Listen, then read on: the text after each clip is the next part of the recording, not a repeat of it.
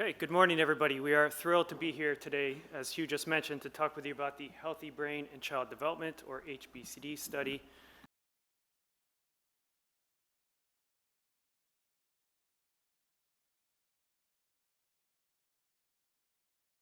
So I'm going to begin by providing a high-level description of the study aims and design.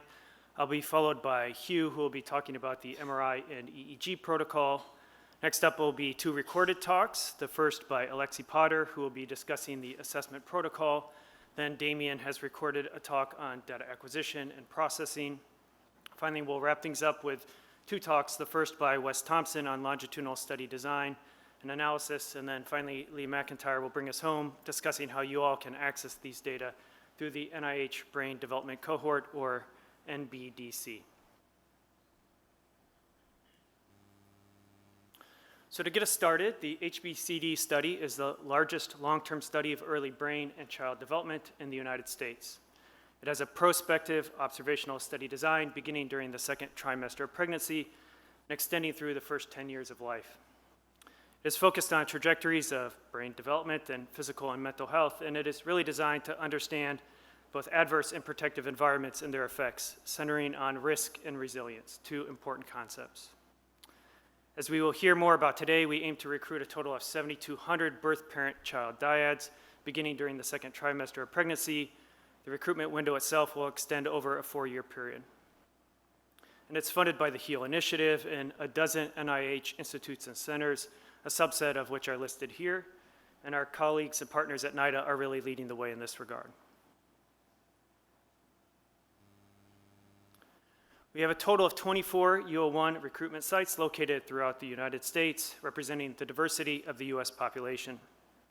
A subset of these sites have multiple recruitment locations, giving us a total of 27 unique data collection sites.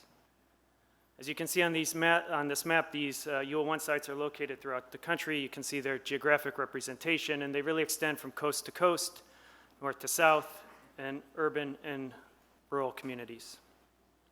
The map also includes a depiction of the administrative core, which is located at UCSD, with a second site at Boston Children's Hospital, and the Data Coordinating Center, which is housed at WashU in St. Louis, with secondary sites at UCSD and the University of Minnesota. And here's a list of the participating sites themselves. Again, these are academic institutions located throughout the country, with the expert and experienced teams necessary to perform the types of investigations that are centered for a study of this type across the age groups of interest. I'll give you a quick second to scan the list here.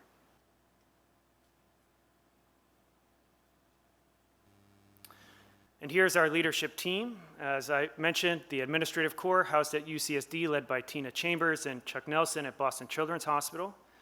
They are joined by a team of associate directors, which include Pat Levitt at CHLA, Hugh Garavan at Vermont, Danny Fallon at Emory, and Cynthia Rogers at WashU in St. Louis, and other key co-investigators, so Pilar Osorio, Natalie Slopin, Terry Jernigan, and Natasha Akshamoff. Our Data Coordinating Center, again housed at WashU in St. Louis. The leadership team also includes Damien Fair at University of Minnesota and Anders Dale at UCSD. And we have two associate directors, Nathan Fox at University of Maryland, who heads the EEG core, and Wes Thompson at Liber, who heads the biostatistics core. This is a high-level overview of the organizational structure of the consortium. On the left here, you can see the activities that are led by the administrative core. So these include things like recruitment, retention, and community engagement, study design, ethics and legal policy, diversity, equity, and inclusion, and biomedical oversight. And then on the right are the activities of the HDCC on which we've taken the lead. So MRI, EEG, and biostatistics, as I just mentioned. And also, we've developed and maintained the data infrastructure necessary to support all the activities of the consortium. And in the center are the joint activities shared across the two cores and with our partners at the NIH. And these include the working groups that are really the engine that drives the consortium. They allow us to leverage the expertise that is inherent within our U01 sites to develop a field-leading protocol that can be standardized and consistently implemented across all the U01 data collection locations. And as you can see here in this slide, we are really trying to take a thoughtful and collaborative approach to the activities that are not only central to the success of the consortium and the U01 sites, in the project itself, but also for our participants. We want this to be a positive and rewarding experience throughout their participation as a life cycle participant in the study. So really, again, trying to be thoughtfully collaborative across all the different ways that we can make this a successful study. Zooming out a level or two, you can see just how many layers of expertise and oversight are required in a study of this type. So these include not only the consortium sites and cores or working groups that we've referenced, but also a rotating steering committee, the NIH and our other federal partners, an OSMB, and an external scientific advisory board. All of these groups meet regularly in order to provide oversight and to help guide study activities.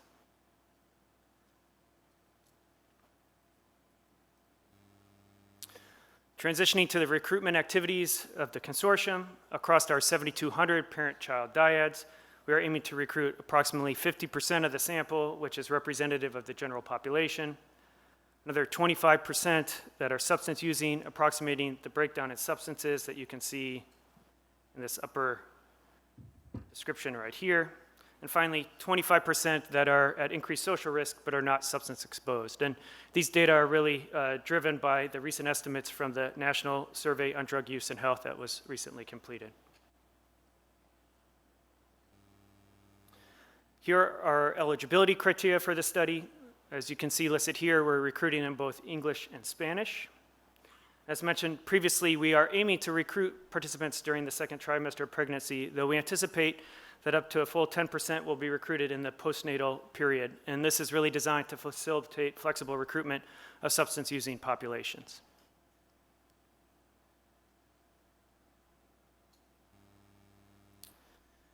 Here's a high-level overview of the assessment schedule over the first 5 years of participation, and we're going to, of course, hear much more about this over the remainder of the talk and session here today.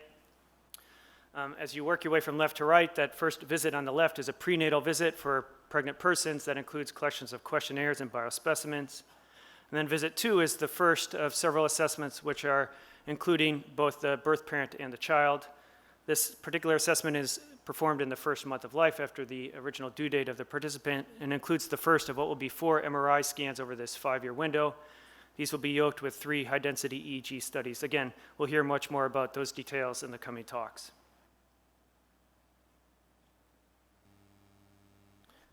And here's a summarization of the study protocol as designed by our team of experts across the different work groups. And certainly I'm not going to go through each of these in great detail, but I did just want to facilitate the conversation that we are going to be collecting a wealth of data at multiple time points across each of these domains using a protocol that's been standardized and harmonized and led by our work group expertise. All of the activities that you see listed here will be referenced in Alexi's talk, and they're overseen by a single IRB that's housed at UCSD. And they work with the respective local IRBs at each institution to ensure standardization of these procedures and customizations as needed.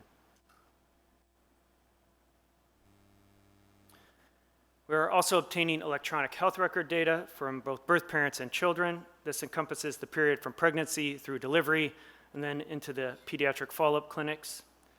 We have a team of experts at University of Minnesota and WashU in St. Louis that are developing pipelines to try and make the automated data extraction of these information as automated and seamless as possible. And we have a team of experts led by Chun Fan working on obtaining geocoding data for each residential address for our participants throughout their life cycle in the study in order to facilitate linkage to external data sources.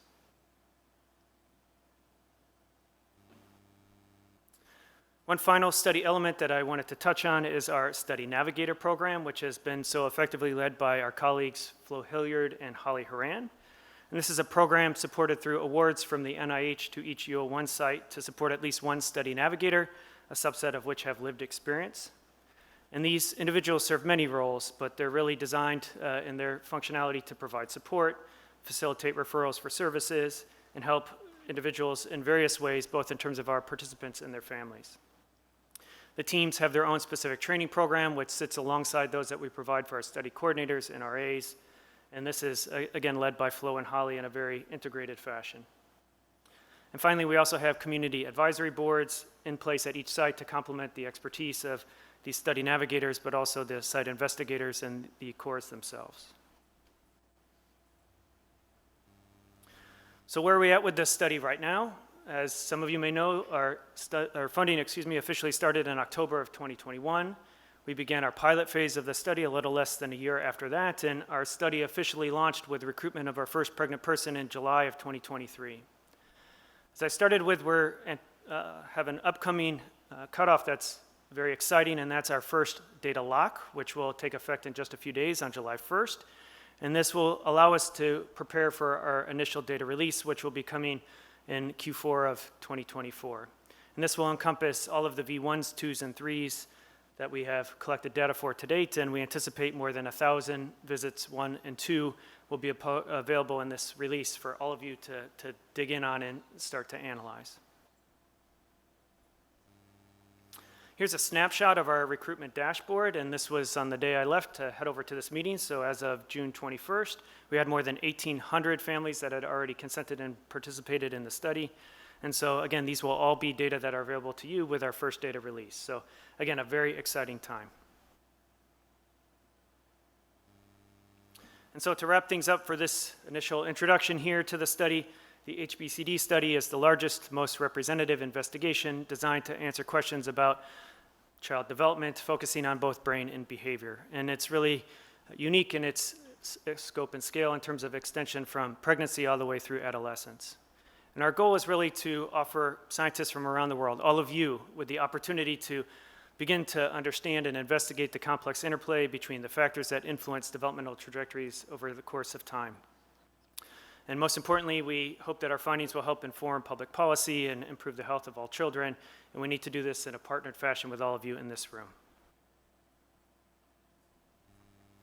And so as I turn things over to Hugh for our next talk, I just wanted to wrap things up by acknowledging all of our participating families. This is obviously a large commitment, and we sincerely appreciate the fact that families are willing to partner with us in this investigation, and certainly all the staff and collaborators at all of our UO1 investigation sites are part of this team as well.